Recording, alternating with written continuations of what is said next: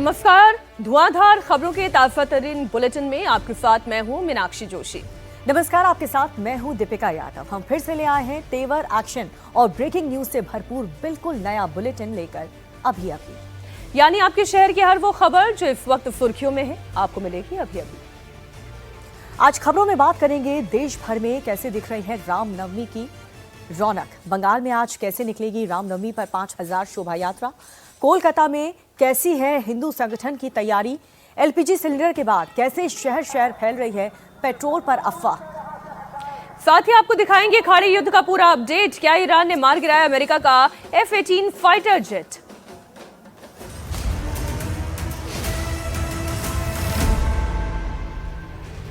बंगाल में चुनाव के बीच आज रामनवमी का पर्व पूरे हर्षोल्लास के साथ मनाया जा रहा है, लेकिन इसे लेकर सियासी माहौल भी खूब गरमाया हुआ है। हावड़ा में आज रामनवमी के मौके पर 2 बड़ी शोभा यात्राएं निकाली जा रही हैं। इसमें पहली यात्रा अंजलि पुत्र सेना की है, जो सुबह 8:30 बजे से जारी है। ये शोभा यात्रा दोपहर 1 बजे तक चलेगी। भवानीपुर में शोभा यात्रा में बीजेपी नेता शुवेंदु अधिकारी भी शामिल हुए हैं। शुवेंदु अधिकारी भवानीपुर में ही बंगाल की मुख्यमंत्री ममता बनर्जी को चुनौती दे रहे हैं। शुवेंदु ने रामनवमी की शुरुआत के दिन ही चुनाव प्रचार की शुरुआत भी की थी। आज हावड़ा में दूसरी शोभा यात्रा विश्व हिंदू परिषद की निकाली जाएगी। इसके लिए दोपहर 3 बजे से शाम 6 बजे तक का वक्त तय किया गया है। अंजलि पुत्र सेना की तरफ से शोभा यात्रा निकालने के लिए पहले पुलिस से मंजूरी मांगी गई थी, लेकिन पुलिस ने जब रूट बदलने के लिए कहा तो मामला कलकत्ता हाईकोर्ट पहुंच गया। कोलकाता हाईकोर्ट ने शर्तों के साथ शोभा यात्रा निकालने की अनुमति दी। शोभा यात्रा में 500 से ज्यादा नहीं जा पाएंगे।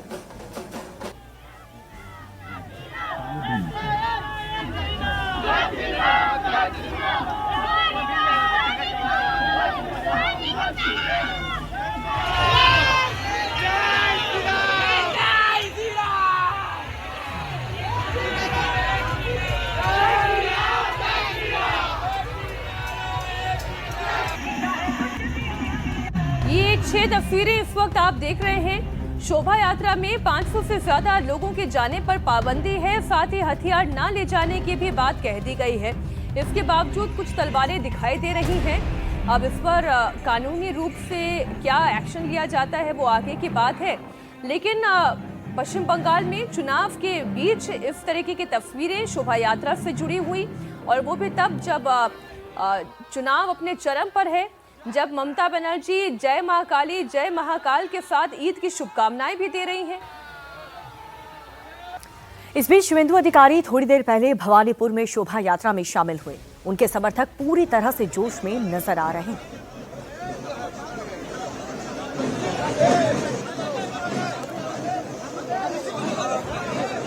भवानीपुर में शुवेंदु अधिकारी रामनवमी के मौके पर मैदान में उतर चुके हैं। हर कोई उनसे बाइट चाहता है और शुवेंदु अधिकारी यहाँ जय श्री राम का झंडा ले हुए, हाथ जोड़ते हुए आगे।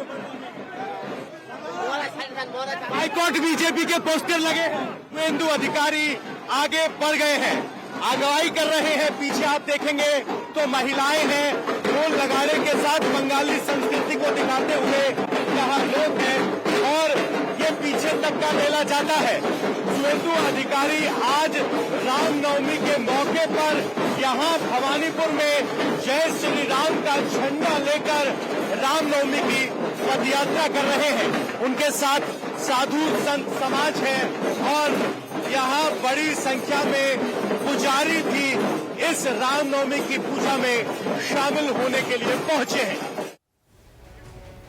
हावड़ा में शोभा यात्रा से पहले हाईकोर्ट के आदेश की जमकर धज्जियां भी उड़ी। लोग कल रात को हावड़ा के बानीपुर में निकली शोभा यात्रा के दौरान तलवार और दूसरे हथियार लहराते हुए भी नजर आए।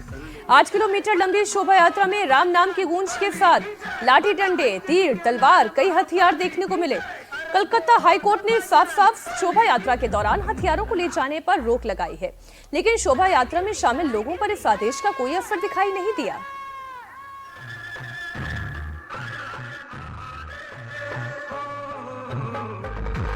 हम लोगों का जितना भी भगवान है सबका हाथ में अस्त्र है, तो हम लोगों को काय अस्त्र नहीं लेंगे। धर्म को रक्षा करने के लिए हम अस्त्र तो जरूर उठाएंगे। जब हम लोग से कोई लड़ने आएगा तब इसका यूज किया जाएगा। कोई लड़ने आ रहा है क्या? नहीं तो अपने लिए आत्मरक्षा के लिए रखना पड़ेगा। ईद में, मुहर्रम में वो लोग अपना हथियार निकाल के दिखाते हैं हम लोग को, हम लोग कुछ बोलते नहीं उस समय, तो ये जस्ट हम लोग दिखाने के लिए कि उनको हाथ चलाने के लिए, तो हमारे पास भी हाथ है, हमारे हाथ में छुरी नहीं पहने हम। बंगाल में जंग का ही जरूरत है। तलवार की जरूरत है। हाँ 100%। ये तुम्हारा नया तलवार है? हाँ 100। इसमें देख रहा हूँ मैं जंग लगा हुआ है। तो जंग लगा हुआ का तो जरूरत है, बहुत दिन से हम लोग संभाल कर रखे थे। सबका हिंदू का घर में तो तलवार रगना ही है, लाठी तलवार रगना ही है। चेंज तलवार से होगा या वोट से होगा? सब कुछ चाहिए, सब कुछ। तो कलकत्ता हाईकोर्ट ने कड़ी शर्तों के साथ शोभा यात्रा में शामिल होने की परमिशन दे दी है। हाईकोर्ट ने कहा है कि यात्रा में 500 से ज्यादा लोग शामिल नहीं हो सकते। इस दौरान हथियार नहीं ले जाया जा सकता। हाईकोर्ट ने शोभा यात्रा में भड़काऊ नारे लगाने पर भी रोक लगाई है और साथ ही ये भी कहा है कि इस दौरान डीजे नहीं बजाया जा सकता। कोर्ट ने स्पीकर बजाने की इजाजत दे दी है।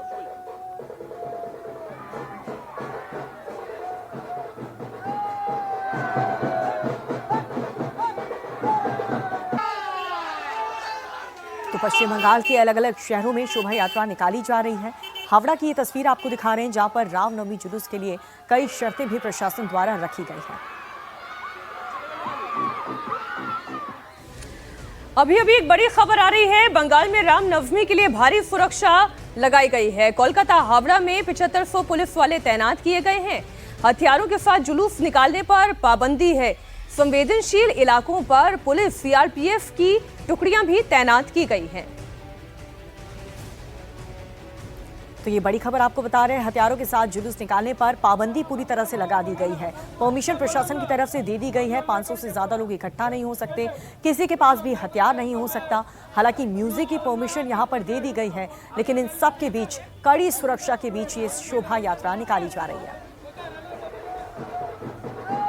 आज कोलकाता की रामेश्वर माल्या लेन में भी शोभा यात्रा निकल रही है, जहां पर 2022 और 2023 में शोभा यात्रा पर पथराव हुआ था।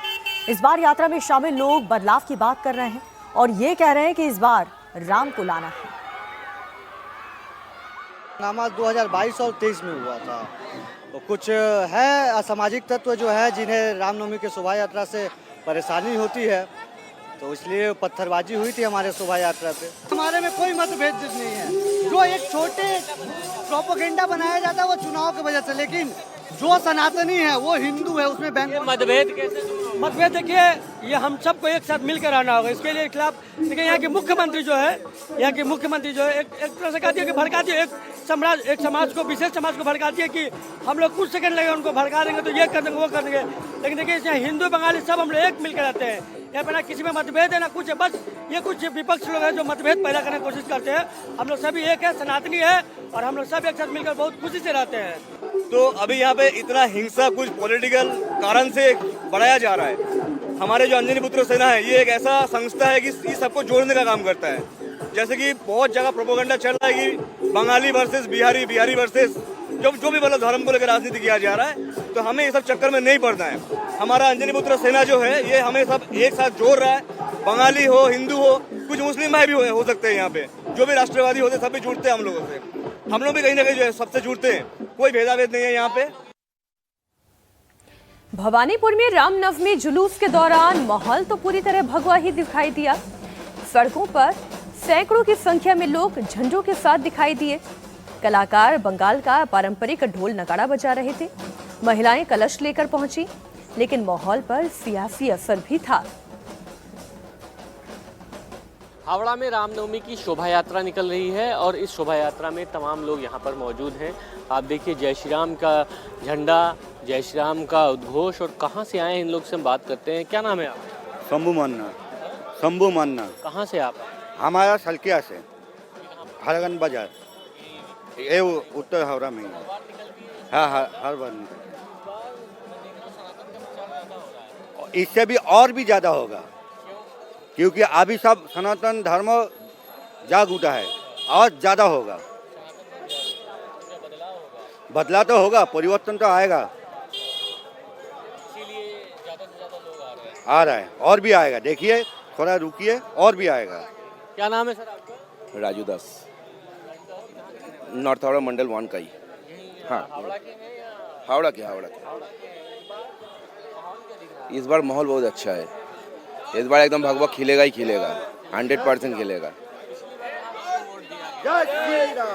पिछली बार देखिए यहाँ पर तो कॉटअप चलता है, ठीक है, मतलब तृणमूल जो है ये दल हर बार बूथ दखल करता है, भांग छूड़ मारामारी करता है, लेकिन इस बार साधारण पब्लिक पूरा जाग गया है।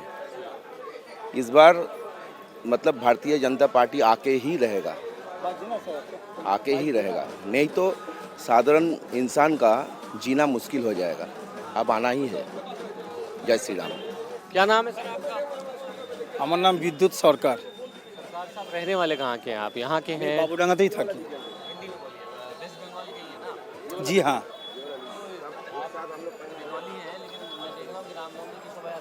हाँ, ये देखिए, ये राम हमारी आराध्य देवता है, तो उसके जन्म के अवसर में हम लोग को तो ये तो समाहित होना ही है। ये है तो राजनीति का माहौल है, लेकिन अभी ऐसा मत सोचिए कि राजनीति के कारण हम लोग सब समय इकट्ठा हुए हैं, क्योंकि ये हमारी भगवान जी का जन्मभूमि अवसर में जो हमारी जो शोभा यात्रा चलता है, ये बराबर होते रहते हैं। तो ठीक है, तो ये हम से राजनीतिक संदेश क्या, मैं देख रहा हूँ कई लोग बदलाव की बात कर रहे हैं कि इस बार सनातन का प्रचार ज़्यादा करना है, ऐसा है क्या?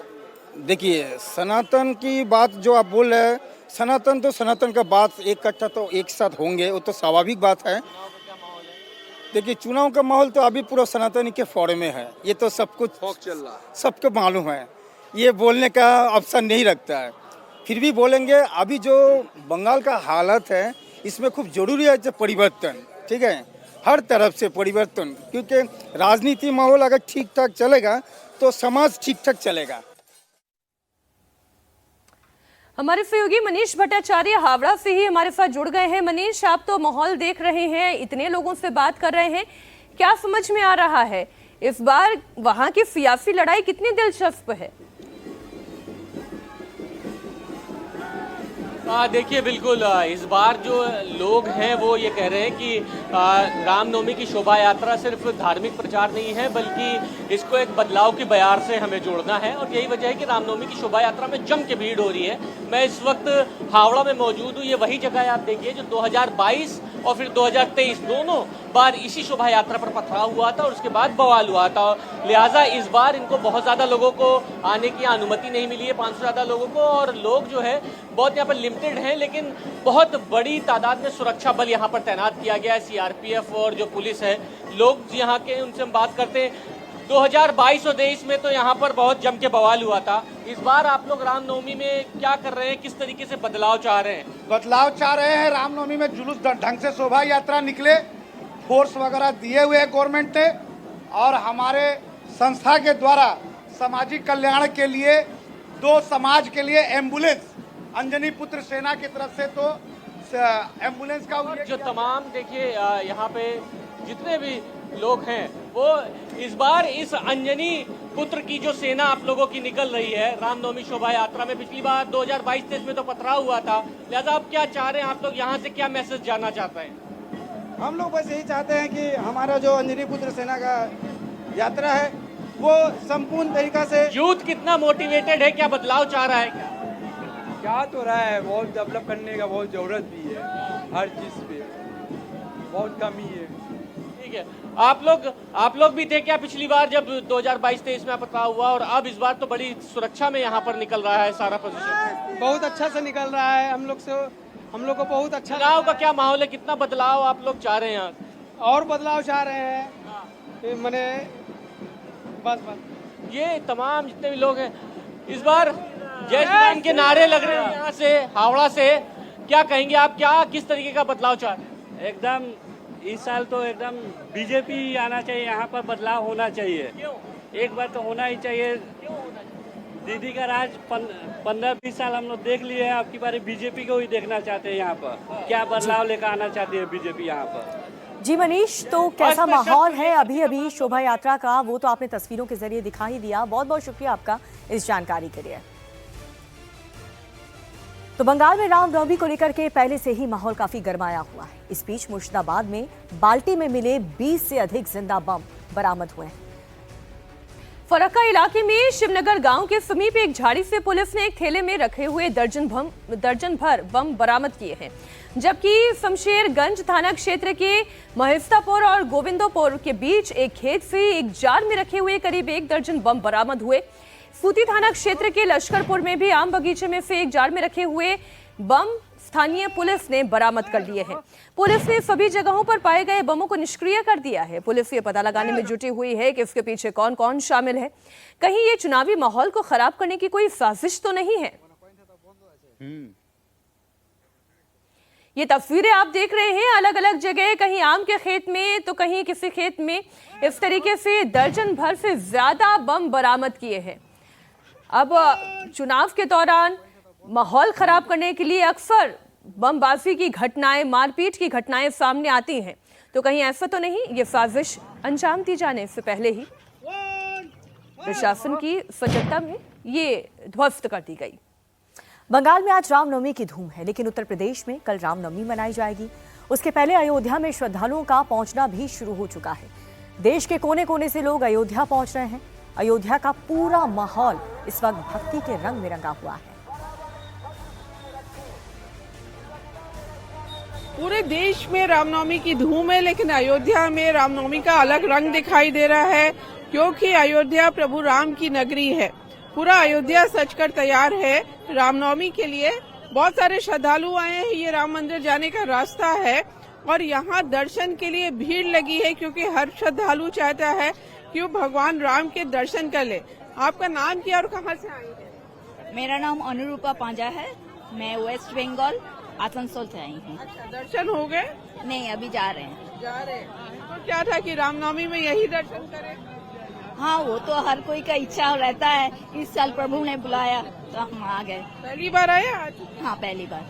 आपके यहाँ तो चुनाव भी है, क्या लग रहा है, क्या माहौल है वहाँ?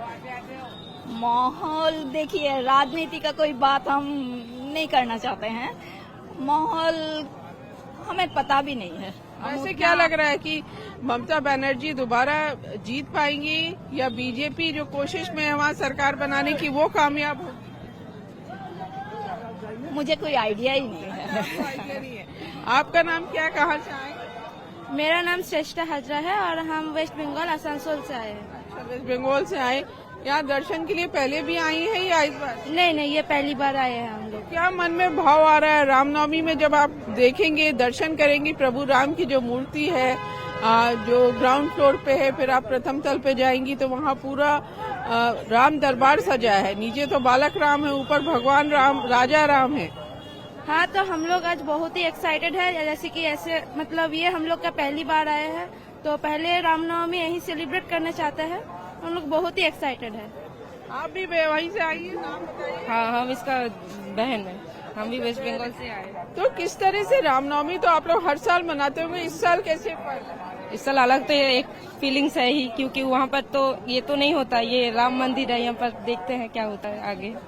आपको कुछ सियासत में दिलचस्पी है? सर, क्या हो रहा है बंगाल में चुनाव में? राजनीति में कुछ भी हो सकता है, हम बता नहीं सकते। लग क्या रहा है किसकी सरकार? मतलब राजनीति में तो चमक रहता ही है ना, तो वो आप कैसे बताएं? कुछ लग रहा है किसकी सरकार बनेगी? समझ में नहीं आ रहा कुछ भी। जैसे राजनीति में कुछ भी हो सकता है, ठीक वैसे ही युद्ध में भी कुछ भी हो सकता है, और इसलिए इसका असर दुनिया भर में तेल और गैस पर दिखाई दे रहा है और भारत भी इससे अछूता नहीं है। तेल और गैस को लेकर इस वक्त अफवाह का खेल चल रहा है भारत में। ईरान में युद्ध के बीच हमारे देश में एक युद्ध चल रहा है। पेट्रोल और गैस को लेकर मारामारी चल रही है, कहीं जंग है तो कहीं हड़कंप है। पेट्रोल को लेकर इस वक्त की बड़ी खबर आपको दे दें, पेट्रोल क्राइसिस की अफवाह से भारी हड़कंप है। पेट्रोल पंप पर लोगों की भीड़ उमड़ रही है। कई शहरों से पेट्रोल के लिए मारपीट की तस्वीर भी आ रही है। पेट्रोल पंप पर लंबी लंबी कतारें हैं। पेट्रोल की कमी के डर से पैनिक बाइंग भी हो रही है। पेट्रोल पंप बंद होने की अफवाह भी उड़ाई जा रही है। तस्वीरें इस बात की गवाही दे रही हैं, कहीं पेट्रोल के लिए लात खूंसे चल गए तो कहीं पर लाठी डंडे लेकर लोग पेट्रोल पंप का रुख कर रहे हैं। हर कोई पहले पेट्रोल भरवा लेना चाहता है और इस चक्कर में पेट्रोल पंप पर लंबी कतारें हैं। देश का कोई भी शहर हो, तस्वीर कमोबेश एक सी ही दिखाई दे रही है। कहीं मारपीट हो रही है तो कहीं ज्यादा से ज्यादा पेट्रोल खरीदने की होड़ है। कई लोग तो गैलन में पेट्रोल और डीजल स्टोर करते हुए भी दिखाई दे रहे हैं।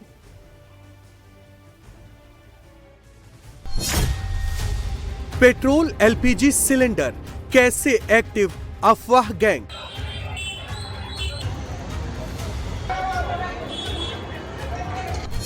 तेल पर अफवाहों से जंग, आप भी रहना अलर्ट। पेट्रोल के लिए हंगामा, कैसे फैल रही अफवाह।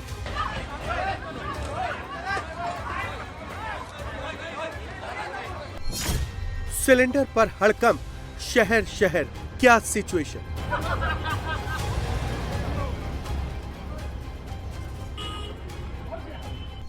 तेल गैस पर अफवाह, बिल्कुल यकीन न करना। तो ईरान में जंग से लोगों में भारी पैनिक है, खासकर पेट्रोल, डीजल और एलपीजी गैस को लेकर के। पेट्रोल डीजल के लिए लोग कैसे पैनिक कर रहे हैं, जरा सूरत हाल आप समझिए। अफवाह उड़ी है कि पेट्रोल की भारी कमी हो गई है, जिसके लिए लोग मारामारी कर रहे हैं। पेट्रोल पंप पर बेवजह की भीड़ उमड़ पड़ी है, जिसके चलते सिक्योरिटी भी टाइट करनी पड़ी, पुलिस को लगाना पड़ा। कई शहर में मारपीट तक हो रही है, जिसके चलते कहीं कहीं पेट्रोल पंप को बंद भी करना पड़ा। भारी भीड़ की वजह से दिक्कतों का सामना करना पड़ रहा है, जबकि सरकार ने ये साफ किया है कि देश में पेट्रोल और डीजल की कोई कमी नहीं है। पेट्रोल के लिए लोग कैसे एक दूसरे के खून के प्यासे हो गए हैं। बड़ी खबर मध्य प्रदेश से इसी तस्वीर की तस्दीक करती हुई। मध्य प्रदेश के बड़वानी में पेट्रोल के लिए जबरदस्त मारपीट हो गई। एक युवक ने पुलिस वाले पर ही हमला कर दिया। धारदार हथियार से सिपाही के चेहरे पर वार करता चला गया। सिपाही ने लाइन से पेट्रोल लेने को कहा था, जिससे युवक भड़क गया। ये देखें इस तस्वीर को, उसने पुलिस वाले के चेहरे पर ही वार कर दिया। सीसीटीवी फुटेज के आधार पर युवक की पहचान कराई जा रही है। फिलहाल पेट्रोल पंप पर सुरक्षा और बढ़ा दी गई है। एक बार फिर से इस तस्वीर को देखें। अब पुलिस वाले ने क्या गलती की थी? पुलिस वाला यही तो कह रहा था कि लाइन में लगकर फिर पेट्रोल खरीदा जाए, लेकिन युवक ऐसा आग बबूला हुआ कि उसने पुलिस वाले पर ही हमला कर दिया। दरअसल लोगों के अंदर ये जो बेचैनी है, ये मारामारी है पेट्रोल को लेकर, इसी वजह से उसने पुलिस वाले पर भी हमला कर दिया। और अगली खबर भी मध्य प्रदेश से ही सामने आ रही है, जहां पर देवास में पेट्रोल के लिए जंग छिड़ गई। देवास में पेट्रोल के लिए जमकर के लात घूंसे चले। पेट्रोल लेने के दौरान आपस में ही लोग भिड़ गए।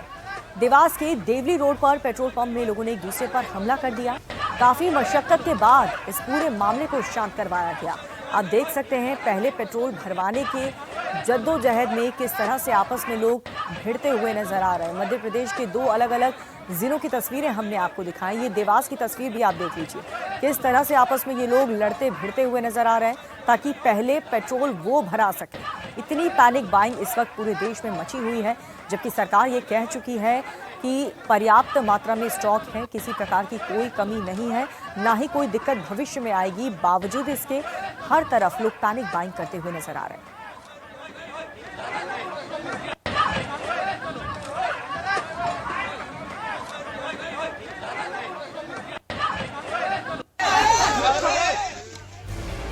अब शहर कोई भी हो, पेट्रोल पंप पर तस्वीर एक ही जैसी है।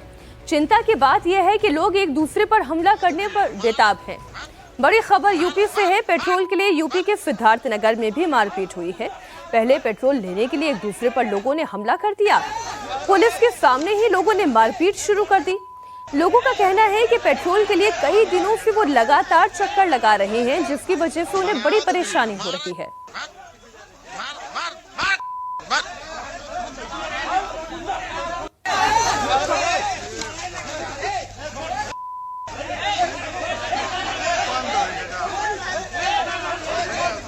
बनाओ तो वीडियो मार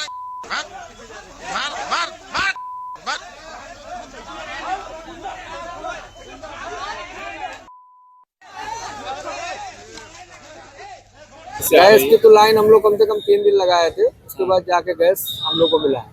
पब्लिक परेशान है, यहाँ पे देखिए पूरा लाइन लगा के सब खड़े हैं। हर पंप पूरा पंप बंद कर दिए। हम लोग 2-3 राउंड हो चुका है, बोलते नहीं मिल। सरकार की कमी है और किसकी कमी है?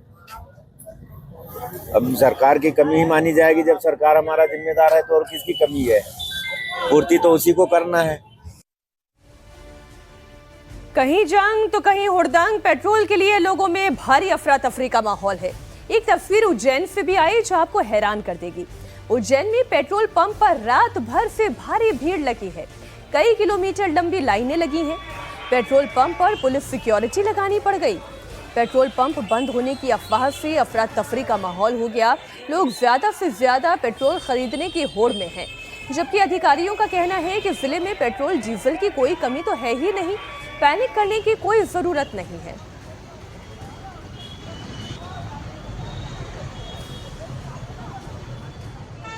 आप सभी आम नागरिकों को सूचित करना चाहती हूँ कि वर्तमान में डीजल एवं पेट्रोल की पर्याप्त मात्रा में सप्लाई उपलब्ध है।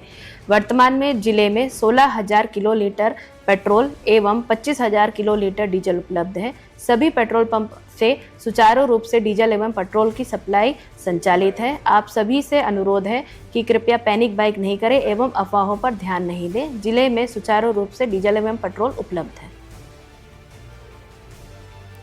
और इस पीछे एक बड़ी खबर मिल रही है। निजी पेट्रोल कंपनी नायरा ने पेट्रोल के दाम बढ़ा दिए हैं। नायरा ने पेट्रोल की कीमत में 5 रुपए का इजाफा किया है। नायरा ने डीजल की कीमत में भी 3 रुपए की बढ़त कर दी है। तो ये प्राइवेट कंपनी है नायरा, जिसने डीजल और पेट्रोल की कीमतों में इजाफा कर दिया है। जिस तरीके से युद्ध चल रहा है, स्ट्रेट ऑफ हॉर्मुज में लगातार तनाव बढ़ा हुआ है, उसको लेकर के देश में आप देख सकते हैं पेट्रोल डीजल के जो रेट हैं वो भी बढ़ते हुए नजर आ रहे हैं। निजी पेट्रोल कंपनी है नायरा, जिसने पेट्रोल की कीमत और डीजल की कीमत में भी इजाफा कर दिया है। इधर मध्य प्रदेश के झाबुआ से भी एक तस्वीर सामने आई। बड़ी खबर आपको दे दें, मध्य प्रदेश के झाबुआ में पेट्रोल के लिए होड़ मच गई है। पेट्रोल पंप पर कई किलोमीटर तक लंबी लाइन है। पेट्रोल किल्लत की अफवाह के बाद लोग पेट्रोल पंप पर जुट गए। ज्यादा से ज्यादा पेट्रोल लेने के लिए लोगों ने पेट्रोल पंप पर भारी भीड़ लगा दी। अधिकारियों ने कहा है कि पैनिक करने की जरूरत नहीं है। जिले में पेट्रोल और डीजल की पर्याप्त सप्लाई हो रही है, लेकिन इसके बावजूद लोगों के अंदर एक डर है, क्योंकि जो छोटे शहर हैं और ख़ास तौर पर गांव देहात के इलाके हैं, वहां पर पेट्रोल पंप पर भी पेट्रोल में कमी देखी जा रही है।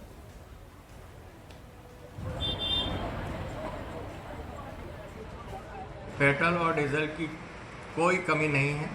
पर्याप्त मात्रा में डीजल और पेट्रोल सप्लाई हो रहा है। मेरा निवेदन है सभी से कि अफवाहों पे ध्यान न रखते हुए आप नियमित रूप से जिस तरह से आप पेट्रोल डेली ले रहे थे उसी तरह से ले। पेट्रोल पंपों पे लाइन लगाने और भीड़ करने की कोई आवश्यकता नहीं। और इधर धर्मनगरी अयोध्या में भी हालात अलग नहीं है। पेट्रोल लेने की होड़ मची हुई है। लोग भारी तादाद में पेट्रोल पंप के बाहर जुट गए हैं, जिसकी वजह से पुलिस को बुलाना पड़ा। कई पेट्रोल पंप पर पुलिस बल को तैनात करना पड़ा ताकि सबको बराबर रूप से पेट्रोल और डीजल मिल सके। ऐसी ही तस्वीरें लगभग पूरे देश से सामने आ रही हैं, जिसके चलते पुलिस प्रशासन को खासी मशक्कत करनी पड़ रही है। जबकि अधिकारी लगातार ये कह रहे हैं कि पैनिक बाइंग करने की कोई जरूरत नहीं है, लेकिन लोग अफवाहों के चक्कर में पेट्रोल पंप की तरफ दौड़ते हुए नजर आ रहे हैं। अब कुछ ऐसा ही हाल जैसा पेट्रोल को लेकर है, वैसे ही एलपीजी गैस सिलेंडर को लेकर भी है। इसी से जुड़ी हुई बड़ी खबर आपको देते हैं। एलपीजी क्राइसिस के बीच सरकार ने बड़ा फैसला लिया है। एलपीजी और पीएनजी कनेक्शन दोनों एक साथ नहीं रख सकते। पीएनजी कनेक्शन वालों का एलपीजी कनेक्शन काटने की तैयारी है। अगर एलपीजी सरेंडर नहीं किया तो गैस का कनेक्शन काट दिया जाएगा। घरेलू गैस को लेकर भी लोगों में भारी पैनिक देखा जा रहा है। हालांकि क्राइसिस भी है, क्योंकि कई शहरों में अब भी लंबी लंबी लाइनें लगी हुई हैं। लोगों को सिलेंडर नहीं मिल पा रहा है। अगर मिल भी रहा है तो भी काफ़ी परेशानियों से दो चार होना पड़ रहा है। इधर नवरात्र भी चल रहे हैं, जिसके चलते भंडारों में दिक्कत हो रही है। लकड़ी और कोयले के सहारे भंडारे चल रहे हैं, तो सिलेंडर के लिए लोगों की लंबी लंबी लाइनें हैं। लखनऊ, भोपाल, अमरावती की तस्वीरें आपके सामने हैं। मुंबई में भी कुछ यही हालात बने हुए हैं। रेस्टोरेंट बिजनेस वाले, भंडारे करने वाले, शादी ब्याह में, क्योंकि अब ये सीज़न शादी ब्याह का भी है, तो उसमें भी जो भोज हो रहा है उसमें भी अच्छी खासी किल्लत का सामना लोगों को करना पड़ रहा है। साथ ही एलपीजी और पीएनजी को लेकर के सरकार ने सख्ती भरा फरमान जारी किया है। आपको बता दें कि सरकार ने इस बाबत क्या नया नियम लागू किया है। पहला तो यह है कि एलपीजी और पीएनजी कनेक्शन दोनों आप साथ नहीं रख सकते। दूसरा नियम ये कहता है कि पीएनजी कनेक्शन अगर है तो एलपीजी सिलेंडर सरेंडर करना होगा।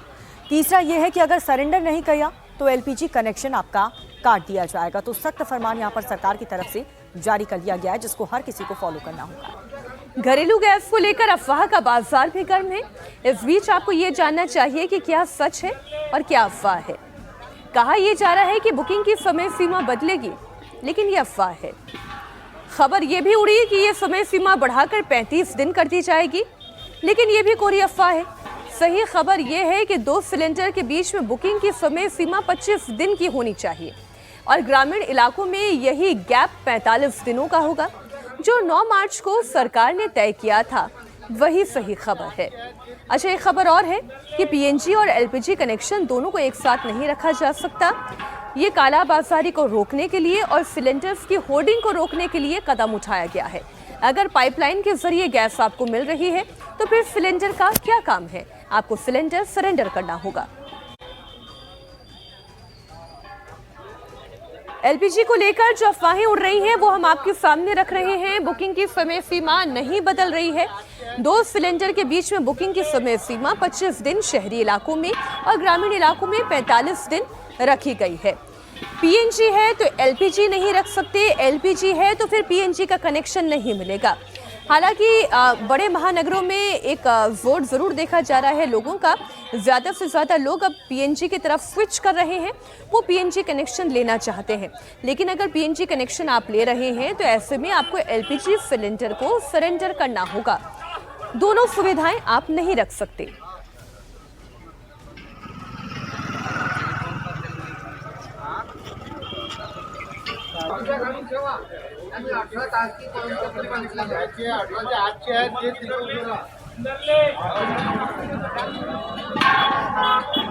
अब सरकार की ओर से, प्रशासन की ओर से भले ही बार बार ये दावे किए जाएं कि कहीं पर भी सिलेंडर की कमी नहीं है, लेकिन सच्चाई तो ये है कि कमोबेश हर छोटे बड़े शहर में लंबी लंबी कतारें देखने को मिल रही है, जो ये बताती है कि चिंताएं तो हैं।